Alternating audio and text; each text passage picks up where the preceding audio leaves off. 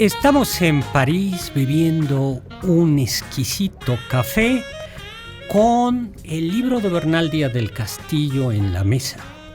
Discutimos airadamente sobre el destino de la gran duquesa Anastasia. Fue asesinada por los bolcheviques y al final terminaremos platicando de la legendaria Troya. Bienvenidos a los entremeses del Dr. Zagal. Hola amigos y amigas, ¿qué tal? ¿Cómo están? Yo soy Héctor Zagal y estamos transmitiendo totalmente en vivo desde la Ciudad de México en la colonia Anzures. Aquí Héctor Zagal en MBC 102.5 acompañada de la elegante y distinguida Carla Aguilar. ¿Qué tal, doctor? La gran duquesa Carla Aguilar, ya platicaremos eso, ¿no? Bueno, compartimos cumpleaños, Anastasia y yo, 18 de junio. 18. Solamente que no sé si es en el calendario gregoriano o el juliano. El juliano. Habrá que buscar. Es una gran. Ahora platicamos de eso. Y también, como todos los miércoles, en representación de esos ideales de la humanidad, aunque lo niegue. Lo niegue. Sí, ideales, ¿no? Puedo decir, ¿no? De esos sentimientos románticos. Claro. El soldado del amor. Hola, ¿cómo está? Ahorita es Oscar Sakaguchi. Bueno. Hola, Oscar Sakaguchi. Sí, o sea, no se llama el soldado del amor, se llama Oscar Sakaguchi. El café. ¿Te gusta el café, Carla? Me encanta el café, doctor. El café. Negro, además. Negro como la noche. Hay un dicho, a ver si siempre se me olvida, pero hay un dicho que dice que el café debe ser negro como la noche, ¿no? No, sí, caliente como el infierno, intenso como el pecado y dulce como el amor, ¿no? Yo creo que debe ser amargo como el amor. Justo, yo también. Sí. Bueno, ¿a ti te gusta el café, Sakaguchi? Para los que nos ven desde la transmisión o desde los videos que ya estamos empezando a subir en el YouTube de MBC Noticias, se darán cuenta de que todos los programas estoy tomando café. Pues muy bien.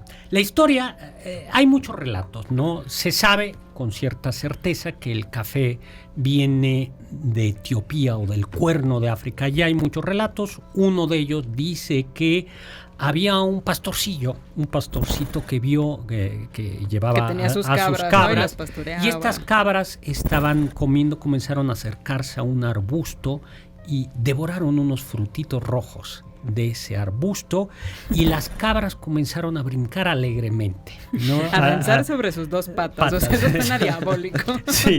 Y él pues dijo, ¿qué es esto que han bebido? Sí, o sea, las vio y dijo, ¡ay, qué padre! Yo también quiero.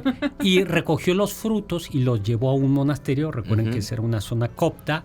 Y los monjes olieron eso e hicieron una infusión y así descubrieron el café. Porque en efecto el café proviene de esa zona y por eso de una manera muy natural pasa a Arabia. Y de hecho hay un café que se llama moca, porque moca era un café que servía, que se llama hoy moca, ¿no? Y de lo que no cabe ya la menor duda es que para el siglo XV en Yemen se cultivaba el café, ¿no? Debe haber sido un café bastante malito porque es semidesértico o desértico Yemen, pero era lo que había. Y se sabe también que Moca era un puerto principal en la ruta que unía la Meca con el resto del mundo árabe. Y los árabes, sabiendo lo que tenían, comenzaron a controlar la exportación del café, impidiendo que se exportaran granos fértiles. ¿Por qué? Porque si se exportaban los granos fértiles, pues ya perdían su negocio. Exactamente. Hay diversas leyendas de cómo el café llegó a Europa. A mí la que más me gusta es la de que fueron los turcos quienes en uno de los asediando Viena llevaron el café y al huir dejaron algunos granos que los curiosos austriacos pues exploraron y descubrieron que era maravilloso. Pero Oscar Sakaguchi tiene por ahí otra, tú dices otra, ¿no? otra según historia o otra- leyenda, otra versión de Otra la versión de la Otro historia. dato de la historia. Según- Oscar Sakaguchi tiene otros datos. Otros Ujú. datos. Según esto, en el siglo XV, los holandeses son los que por ahí logran agarrar al café. Siglo para- XVII, ¿no? Sí, 17, 1600. Logran agarrar, digamos que el fruto del café, pero el fruto fértil, que es sin que le quites las capas, y entonces ya lo empiezan a comercializar en Europa.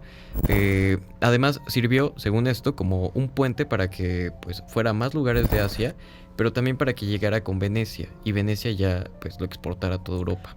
Aunque yo defiendo la tesis de que llegó de los turcos y que de Austria a Francia y de Francia al resto del mundo.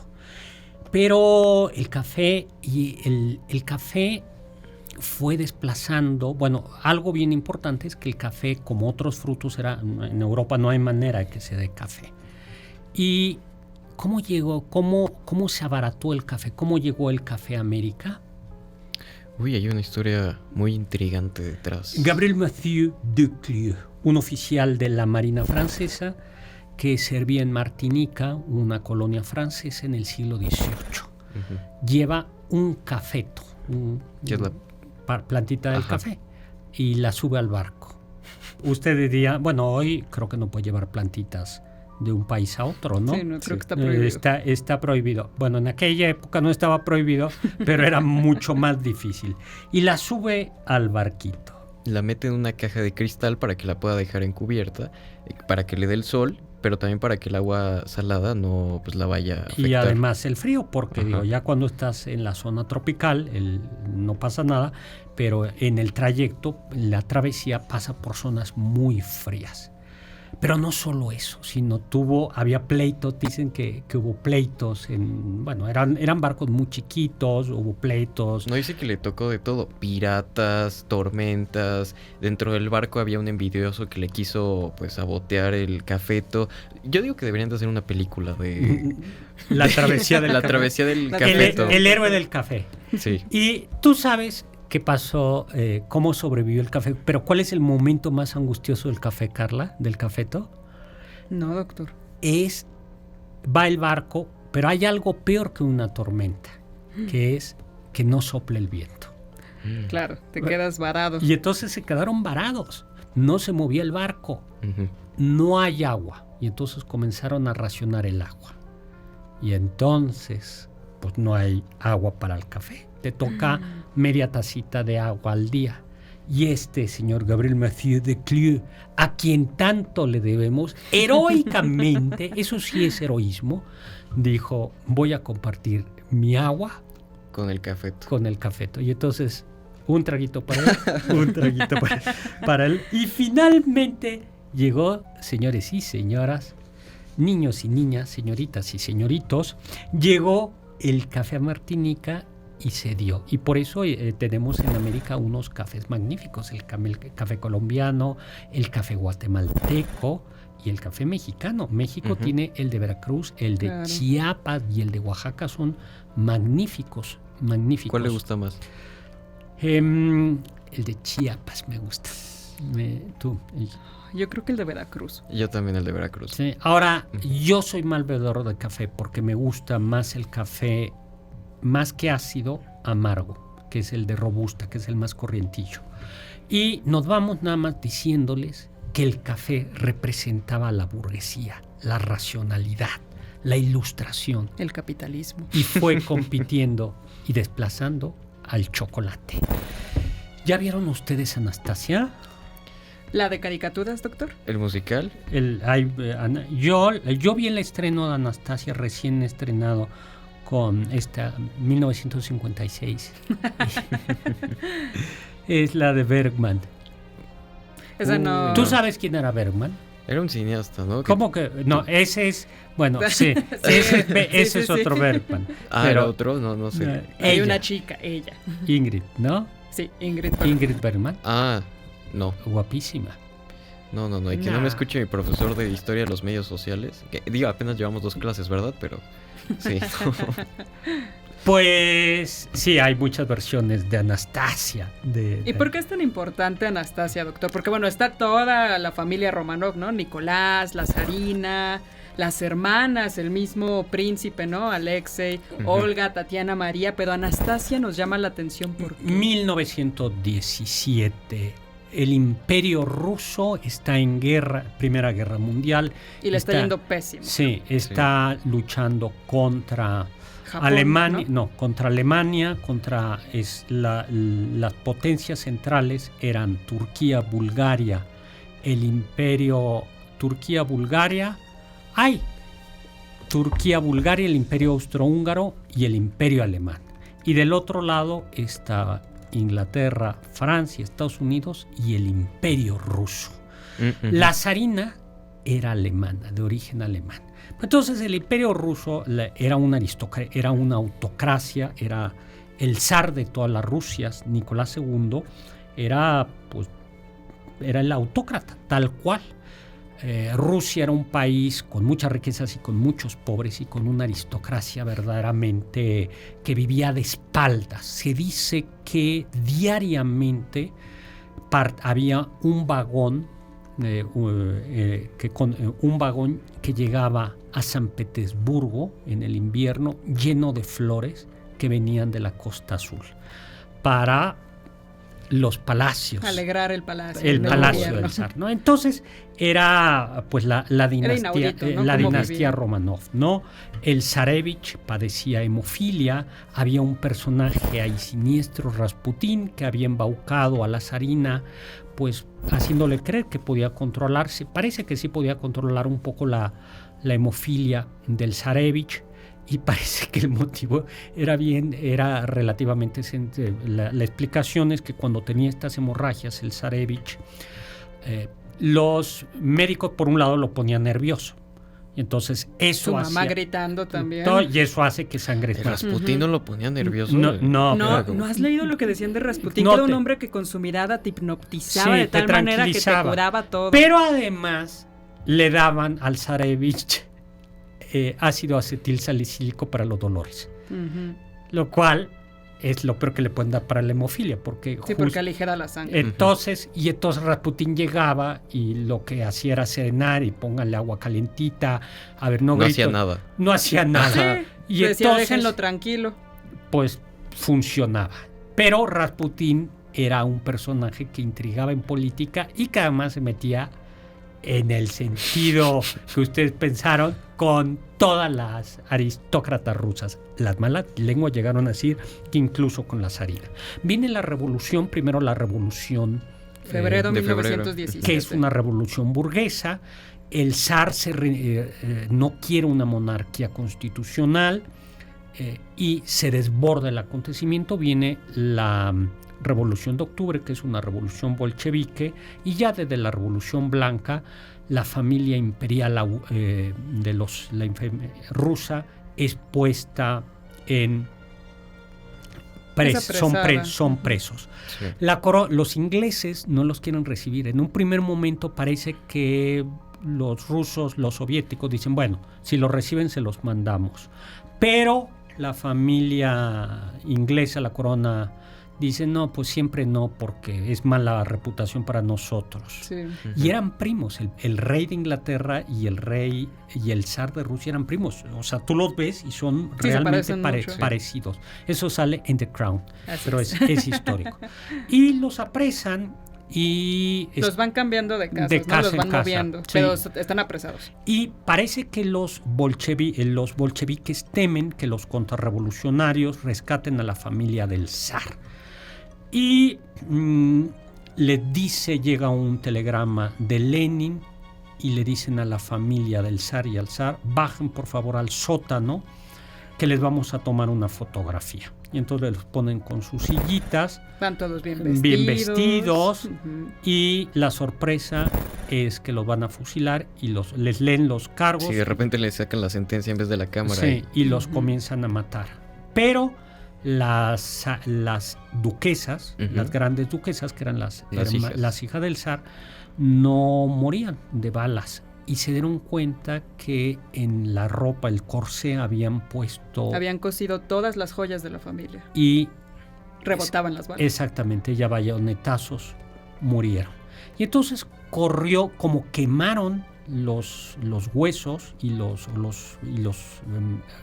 enterraron en el bosque, porque lo que no quería Lenin era que se supiera que habían asesinado a... Sí, que habían masacrado de tal manera a toda la familia, a los sirvientes, a los hijos, a todos, al zar, porque no solo al zar, sino a los niños. Sí, hay que recordar que había sirvientes, o sea, no nada más fue la familia, fue los sirvientes que tenían con ellos. Eran 3 por lo visto, ¿no? Al niño, a todo mundo, dijeron, esto es mala reputación. No, y una masacre terrible, o sea, al niño creo que una bala en la cabeza también. A bayonetazos. O sea, a bayonetazos. Y entonces corrió, al no haber restos, corrió el rumor de que Anastasia había sobrevivido. Y entonces muchos aristócratas rusos alcanzaron a huir a París, entre ellos la madre del zar, no me acuerdo cómo se llamaba la gran duquesa, entre ellos la madre del zar. Y comenzaron a aparecer como Anastasias. Nadie sabía si realmente había muerto porque no estaban los cuerpos, pues de ahí se agarraban muchas personas para decir yo soy la gran duquesa Anastasia. Y llegaban con la gran duquesa, con la madre del zar. ¿La quemar de Dinamarca? Sí, era decirle yo soy tu nieta. Tu nieta. No. Y entonces corrió el rumor. Sí, yo vi varias impostoras a lo largo de la historia. Y que sabían, pero no sabían la palabra secreta.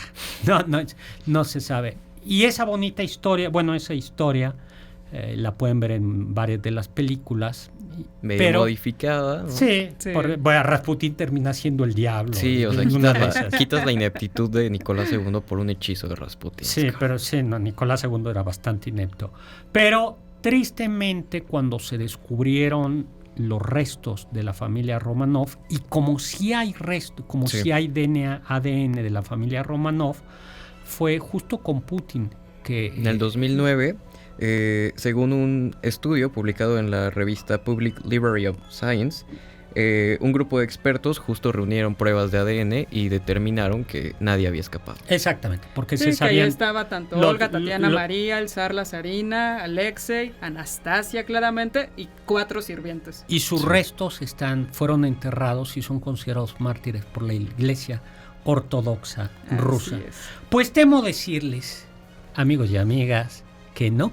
Que no sobrevivió Anastasia. Algo interesante, doctor, es que a ella quizás le debemos esta moda posmoderna de las selfies, porque de ella se conserva con una Kodak Brownie, de las primeras, si no es que la primera selfie de la historia, y es Anastasia con la Kodak Brownie frente a un espejo tomándose fotos. La foto es de 1913. Wow. Entonces, los millennials podemos sentirnos similares a Anastasia en esta onda adolescente de tomarnos fotos y autorretratos todo el tiempo. Pues temo decirles Gracias, que Anastasia no sobrevivió. Hay esta serie de Era Netflix. El gran misterio del siglo XX, doctor. Pues no, la ciencia es todo menos romántica. La ciencia puede prevenir el COVID, pero te quita el romanticismo. ¿Tú qué prefieres? ¿Ciencia? Bueno, previno de que... Bueno, no, sí le sacó dinero a algunos. ¿Mandé? Algunas impostoras sí le sacaron dinero a algunas personas, pero... Uh-huh. La ciencia también puede prevenir que un familiar que dice ser tu familiar pues no te saque dinero. Exactamente, no. Entonces, gracias a las pruebas de ADN. Pues para que veas cómo la ciencia mata esos... Las ilusiones. Ilusiones, los mitos. Pues es una gran historia. Y lo que sí es cierto es que hay herederos. Acaba de morir la heredera de la corona rusa, de la corona del Imperio Ruso hace poquito, y sigue la línea porque se salvaron. Uh-huh. Y se sabe que París se llenó de aristócratas rusos, pero la mitad, muchos de ellos ya empobrecidos. Como después de la Revolución Francesa pasó, que huyeron muchos aristócratas franceses a París, a Inglaterra, pero pues iban sin dineros. Y dicen que justo esto es lo que puso de moda, aunque ya estaba la moda del caviar, pero lo que catapultó el caviar en Francia fueron los aristócratas rusos. Claro, el gusto de los rusos que demandaban, ¿no? Tráiganme caviar. Caviar y champaña. Pues por eso Sí, digo, sí es muy romántico, pero dice, o sea, vivían de espaldas. O sea, cuando ves las condiciones de los campesinos, las condiciones de la guerra, porque murieron miles y miles de soldados rusos. Claro, o sea, además, ni una sí. victoria y simplemente seguían mandando y despilfarrando en otras cosas menos Exactamente. en el ejército. Exactamente. Era un ¿Entiendes? ejército muy malo, Muy malo. pero que funcionaba porque eran un montón de y soldados. que además Exacto. tampoco, Pero no les invertían tampoco nada. se Ajá. sabía muy bien por qué estaban luchando, porque estaban luchando por un conjunto de alianzas, una cosa como muy complicada, ¿no? Entonces decías, ¿qué sentido tiene esta guerra? Vean Sí. la serie Los Últimos los Zares, últimos ¿no? Zares. Esa es una gran serie, creo que está muy bien Documentada, escenificada, ¿no? Yo creo que sí. documentada. Vayamos a visitar, acuérdense, Así es, Troya, la ciudad amurallada. Ujú. Que además con esta música dan ganas de ponerse las broncíneas grebas, como las llama Homero en la Ilíada. Sí. Troya o Ilión, por eso se llama la Ilíada. Es una ciudad legendaria. Oh, sí es cierto. No sabía. O O sea, a ver, Tú Oscar investigaste de Es que Ilión por hilo, ¿no? Pero ahorita sí, Ilíada y yo, uy, con razón. Bueno. Así es, por Bueno, eso Troya pues, e Ilión es son lo una mismo. ciudad legendaria. Es una ciudad legendaria. Se cree, parece que sí existió, Ujú. pero no. Vamos a quitarle la ilusión. Si Ay, ustedes no me vieron quites la, esa, esa sí me la película Troya, Sí, Claro. salió el celular. bueno, no, por supuesto. Troya no era tan grande. O sea, Troya, la Troya histórica, pues sería... Como el centro histórico. Uy, no. No, ¿Más no. chiquito? A ver, el centro histórico, la Ciudad de México, Ajá. era una de las ciudades más grandes del mundo en el siglo XVII. No, la ciudad de Troya sería... La alcaldía Cuauhtémoc. No, mucho, infinita. Sería, yo creo que Tlaxcala. como... Ah, no es cierto. No, No, sería... no es cierto, ¿eh? Saludos a todos los que nos escuchan desde Tlaxcala. Pues, Grande Tlaxcala. ¿Qué sería? Como una tercera parte de la colonia del Valle, si acaso. Uy, Ay, no, no. doctor, ¿en serio? Eso era. ¿Será Sí. vecindad? Más que... Sí, y el palacio del rey Priamo, o sea, Sí, claro que no tenía los 1000 pasillos. cualquier habitaciones. hacienda mexicana era más grande Le daba que el la palacio vuelta. del rey Priamo, por supuesto. Por supuesto. Pero ¿Y ha sido 10 años Sí, el ajá. sitio a No. Troya? La cantidad de troyanos que había. No, Y ¿Dónde 10 cabían? años, Ajá. sí. no, qué eso onda. es leyenda. Bueno, pues según la mitología griega, la familia real troyana fue hija de una Pléyade, Electra y Zeus, que para variar tuvo ahí un Todos los griegos son Sí. hijos de Zeus. exactamente, tuvo un amorcillo. Y de ahí nació Dárdano. Y Dárdano cruzó hacia Asia Menor por el estrecho que hoy se llama, ¿cómo, Sakaguchi? Ay, no pregunta de geografía. Los Dardanelos. El estrecho de los Dardanelos. Dardanelos. Por eso se llama Dárdano. Y pues ahí conoció a Teucro, que lo trató con respeto. Tanto que le presentó a su hija. Ujú. Escucha, ¿no? Y pues justo Dárdano y Batia, hija de Teucro, fundaron Dardania. Tras la muerte de Dárdano, el reino pasó a Tros. Y Zeus raptó, por cierto, a uno de sus hijos. Ya hemos platicado de eso. Ujú. ¿No? Porque Aganímedes. Ganímedes, ¿no? Ganímedes. Que ya sabemos que Zeus era de... Ojo alegre. No le hacía el feo a nada. a nada, ¿no? Entonces Ajá. dijo, qué chico tan guapo. Y Quiero hacerlo mi copero. exactamente, y ya sí platicamos la historia, ¿no? Sí, La volvemos a iba decir, es platicar. bonita, pero no es cierto. Bueno, Allá en el Olimpo se habían quedado sin copera. Y de repente. no había copera también. Pero entonces, él, Sí, entonces, no iba a reemplazar entonces a nadie. Zeus dijo, este príncipe está guapo. bien guapo, y se Está convirtió guapetón. en un águila y bajó el águila. Un águila mansita, y entonces Ganímedes le hizo cariñitos Dijo, al "Ay, qué águila bonita águila". y se la llevó. Y se llevó a Ganímedes y lo hizo su amante. que es un maldito Zeus, porque a todas las mujeres las Las abandona. Pero a Ganímedes dijo, lo protegió, se Ay, lo llevó con él sí. y me lo respetan. le dio la inmortalidad y la eterna juventud. Uy, no. Y se lo presentó a Hera y le dijo, mira, Hera, mi querida esposa, te presento aquí a mi, pues es como medio chichifo, ¿no? El Sí. tal Ganímedes, ¿no? Premio castigo. Sí, y le digo, Ah, pues qué te presento aquí al Ganímedes que nos va a atender. Pues igual y se lo prestaban, ¿no? Y También no, cuando yo no esté.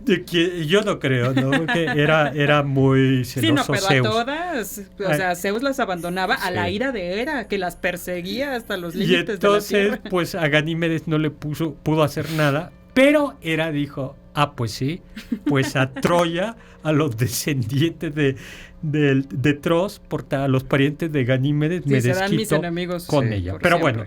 bueno, pues muy bien. Pero el caso es que Zeus quería a esa ciudad y había una escultura, la escultura de Palladio, y dijo, mientras Palladio esté esa escultura ahí, Troya nunca caerá. nunca será inexpugnable, siempre será. Pero, bueno, ya conocemos un poco la historia, ¿no? Pues el último rey de Troya, Priamo, tenía un hijo que se llamaba París. Paris. Y Paris cometió un terrible delito, porque los griegos eran unos pelafustanes, pero la gran virtud o el gran valor era la hospitalidad. Ujú. La hospitalidad. Entonces, Sí, si te abro las puertas de mi casa, respétame. entonces Paris va a visitar a Menelao, que estaba casado con la mujer más hermosa del universo griego y del mundo mundial, que era Helena, y dijo, a mí me la prometieron. Y entonces la rapta y llega, papá, tengo novia. Ahí vienen los saqueos. Ay, qué guapa muchacha, ¿cómo te llamas? Elena. Oye, pero no estabas casada. Sí. París. ¿Y qué pasa? Sí, París, ¿qué has hecho? Y vienen por ellos. Y ya sabemos, pues, lo que pasó con la ciudad de Troya, ¿no? Cuyos muros eran supuestamente inexpugnables. Y por eso cayó por las artimañas de Odiseo, que es el caballo de Troya. Vamos a hablar, por eso se nos ocurrió, de un libro, y siempre hablamos en el cuarto bloque de libros, y ahora decidimos hablar de la historia verdadera de la conquista de la Nueva España. Y vamos a preguntarle a alguien que haya terminado recientemente la preparatoria. ¿Tú leíste la historia verdadera de la conquista de la Nueva España o las cartas de relación de Hernán Cortés? La historia verdadera de la conquista de la Nueva España. ¿Completa? No, obviamente no. Es gigante. Algunas partes. Hice un estudio sobre el taco, el nacimiento del taco. Bueno, un estudio para un ensayo del Dr. Zagal. El nacimiento... Hay que matizar. A ver, rápidamente dilo y entramos a hablar. ¿Por qué? Bueno, después de que pues derriban la Gran Tenochtitlán, los españoles se ponen a celebrar en Coyoacán de una manera pues muy salvaje, ¿no? Comen aquí, comen allá. Y entre tanto, pues tenían carne de cerdo, pero no tenían pan porque aquí no había trigo. Entonces, había llegado cerdo, pero no había, había llegado cerdo, ellos trajeron pues, la carne. Y los tlaxcaltecas les dijeron, oye, pues no hay pan, pero hay tortillas. Y entonces las juntaron y nacieron los primeros tacos de carnita. Y históricamente, amigos y amigas, los tacos de carnita se toman con vino. Es cierto, así lo relatan, que tomaron vino. Había vino, porque había Sí. llegado, No era cerveza, habían no llegado era vino. Había llegado vino. Entonces, por favor. No fue pulque, no fue exactamente, nada de eso, no, fue vino. fue tacos de carnitas con vino tinto. Habría que probar esa combinación. Yo tomo vino tinto con todo. Bernardo del Castillo, sí, a ver, yo hay una taquería cuyo nombre no voy a decir, pero que lo que me gusta, pero aquí les va a dar horror, pero es que hay vino, tú pides un vaso de vino Sí, y te sí, comes pides tus taquitos y tus ya, vinos. o sea, ok. soy tradicional, no como ustedes, no como estos hipsters que toman cerveza con... Pues es que, ¿con qué otra cosa? Con vino. Todavía un refresco, se lo entiendo. No, pero... Bernardo del jurado Castillo, también ¿quién fue? estaría bien. Fue un conquistador español que estuvo presente en las primeras 2 expediciones. Hay que recordar que la de Cortés no fue la primera, que se hicieron en este territorio. Francisco Hernández de Córdoba, 1517, Juan de Grijalva, 1518 y Hernán Cortés, 1519. Exactamente, ¿no? Y se sabe que ya Moctezuma tenía idea y coleccionaba algunos de los objetos que se habían de los naufragios rescatados. O sea, no es que llegaran de la nada, ellos ya sabían que... Sí, que había una amenaza acercándose. Allá, y por eso, entre otras cosas, inmediatamente le llegaron con el chisme, ¿no? Bueno, según los historiadores, Bernal Díaz del Castillo nació, lo recuerdo como si fuese ayer, en 1495. Así como el joven Sakaguchi, tampoco Bernal Díaz del Castillo fue demasiado estudioso, aplicado. Pero sí sabía, pues, que escribía bien y sabía que era más o menos ducho para las armas. ¿Qué redacción prefiere, doctor? ¿La de Hernán Cortés o la de Bernal Díaz? La de Bernal Díaz del Totalmente, Castillo. sí, ¿verdad? Sí, Hernán Cortés, o sea, a ver, es muy interesante lo que cuenta, pero es una mezcla, me van a matar algunos, pero como de abogado y periodista. Justo un estudió abogado, leyes, ¿no? Sí, un abogado de hace 500 años, o sea, caray. Y claro, quería quedar bien con Carlos Ese es un V. punto para que lean a Bernal Díaz del Castillo. Sí. Bueno, pues ambas se entrelazan. Se dice, aunque algunos lo cuestionan, que él ya estaba, le había tocado un terrenito allá por Santiago de los Caballeros en Guatemala, y llega a sus manos el libro Historia General de las Indias, escrito por un capellán de Cortés, Francisco López de Gómara. Pero había un pequeño detalle en Gómara, y es que Gómara jamás estuvo en México. Jamás estuvo en la Nueva España. Y entonces Bernal Díaz del Castillo escribe este libro, y la tradición lo que dice, ya nos vamos, tratando de mostrar cómo fue verdaderamente la conquista y el papel de los soldados, y no solo los capitanes. Sí. Aunque aún así es una lectura, es una interpretación ficticia, porque como siempre decimos, los grandes conquistadores fueron los tlaxcaltecas. Nos tenemos que ir, ya se nos acabó el tiempo. Muchísimas gracias en cabina a Carla Aguilar, a Oscar Sakaguchi, cápsulas Carmen Cruz Larios y Héctor Tapia. En controles al ingeniero Héctor Zavala, muchísimas gracias. En video a Nelson Albornoz, producción Juan Carlos Castillo, Carla Aguilar, Oscar Sakaguchi, y gracias a Kant porque nos dijo aquello de sapere aude, atrévete a saber.